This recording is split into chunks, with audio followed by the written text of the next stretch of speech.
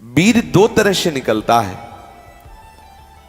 एक तो जो घातक है वो उसी के शरीर से निकलेगा जिसने हस्तमैथुन किया है, या गंदी क्रियाएं करके बच्चापन से ही वीर को नष्ट किया है।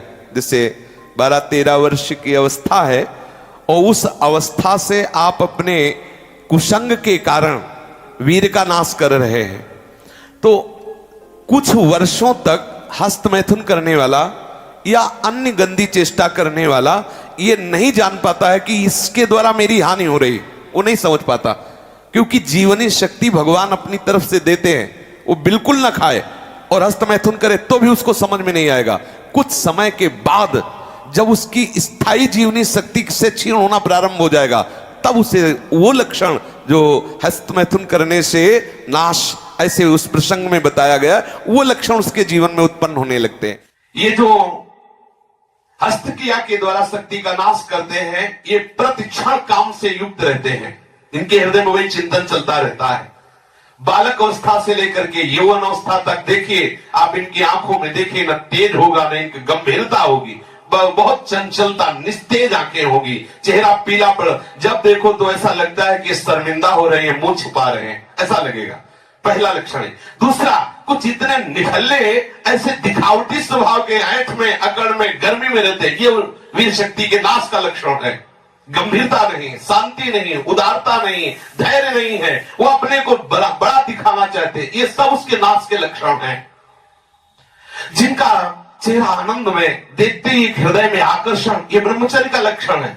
चेहरा देखो तो उजड़ा हुआ दिखाई देता है, लगता है बिना रोते हुए भी रो रहे हैं, वो सब सिकुड़ गया चेहरा ऐसा, जैसे किसी घर में आग लगा दो, इसके बाद दर्शन करो तो कैसा लगता है, वो ऐसे ही उसका चेहरा होता है जिसने अपने जीवन से खिलवाड़ किया है।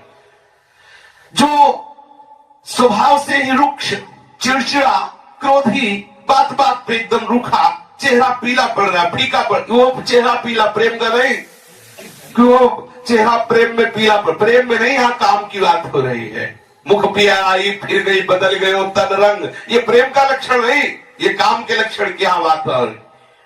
वो मुर्दा की तरह निस्तेज, खिन्न छिन्न ऐसे ही घूमता रहता, कोई लक्ष्य नहीं, कोई उद्देश्य नहीं, बात बात में आलस्य, बात बात में गुस्सा। जो गालों में बिना कोई गुलाबी कुछ लगाए जो गुलाबी दिखाई देती है, वो ब्रह्मचर्य की होती है।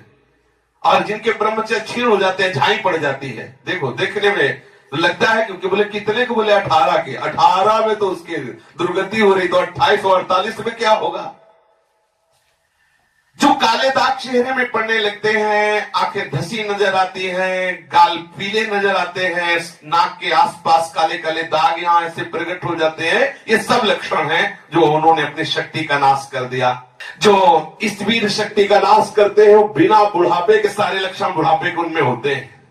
कमर में दर्द है, चला नहीं जा रहा है, थोड़ी चढ़ाई में हांफने लगे, अब अवस्था कितनी, बोले 18 की।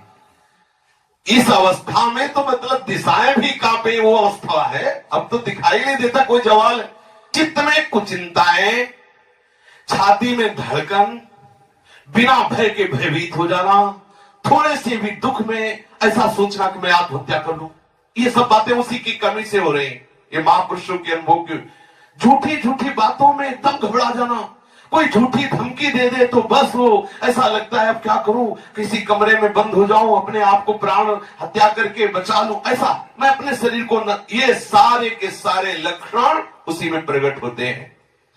जो ब्रह्मचर्य का नाश करता है, नींद ना आना, या सोना तो कुंभकर्ण की तरह मुर्दे की तरह सो जाना, आलस्य, जरा जरा देर में वो निरुत्साहित बातें, आंखों में जलन, भारीपन, ये सब स्वप्न दोष अधिक होना, ये सब उसी के लक्षण है जो आपने गलतियां की है। अब यदि वो किसी संग के प्रभाव से हस्तमैथुन बंद कर देता है तो उसका वीरपात होगा। अगर वो 3 दिन में वीरपात करता रहा है तो 3 दिन में वीरपात होगा, पक्का होगा, क्योंकि उसका अभ्यास बन गया है। अगर आप ठीक नियम से चलेंगे तो 6 महीना लगेंगे आपको उसको कवर करने में, 6 महीना लगेंगे। और अगर आपने प्रमाद स्थिति की, वो तो निकल ही जाता है, फिर हमको करने से क्यों मना किया जाता है, तो आप देख लेना कुछ समय बाद आपकी हालत बहुत गंभीर हो जाएगी, जो आप बता भी नहीं पाएंगे किसी से। क्या गंभीर हो जाएगी, आप ऐसे ही साधारण क्रियाओं में ब्रह्मचर्यहीन हो जाएंगे। तो जो नव युवक जन है, साधक जन है, वीरपात में यदि उनका कोई स्मरण नहीं रहा और वीरपात हो रहा तो घबराने की जरूरत नहीं।